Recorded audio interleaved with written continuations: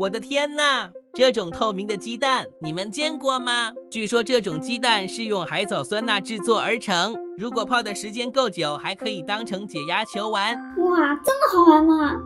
那么今天我就来挑战，用这个海藻酸钠做一个巨霸鸡蛋解压球，看看能不能成功。上网，海藻酸钠搞里头，加入温水，边加边搅拌。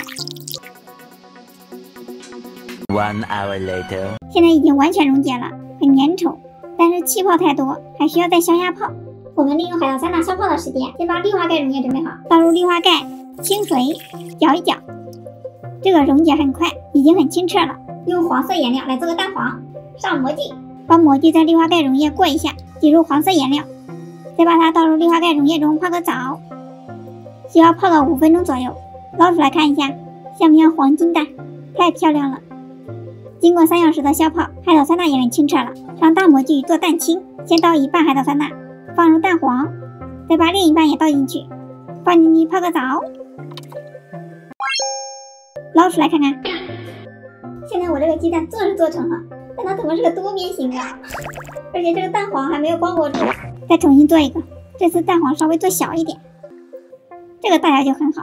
这次我换个和鸡蛋比较像的模具，接下来就是和刚才同样的操作，把蛋黄封住，下去吧。现在已经泡好了，感觉还差点韧性，再泡。我还剩这么多材料，那我再来做个鲜花鸡蛋，挤入颜色，泡个澡。后面就是和鸡蛋同样的做法。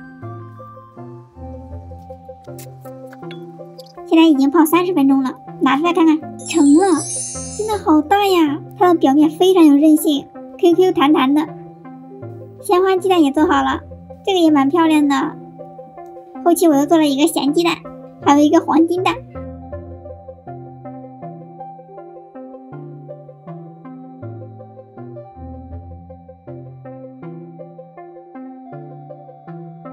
不仅好看，手感也好，捏起来好解压。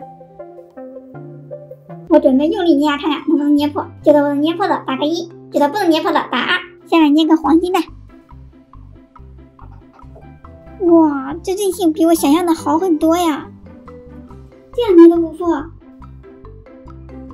我已经很用力了，我还就不信呢。破了，再来个鲜花鸡蛋。随便揉捏完全没问题。来喽，好滑呀！巨无霸鸡蛋来了。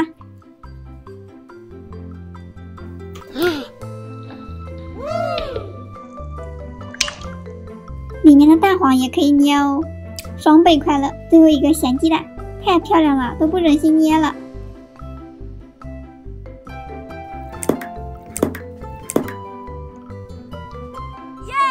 它们虽然韧性很强，但还是捏破了。不过捏的过程超解压。那今天视频到这里啦，拜拜。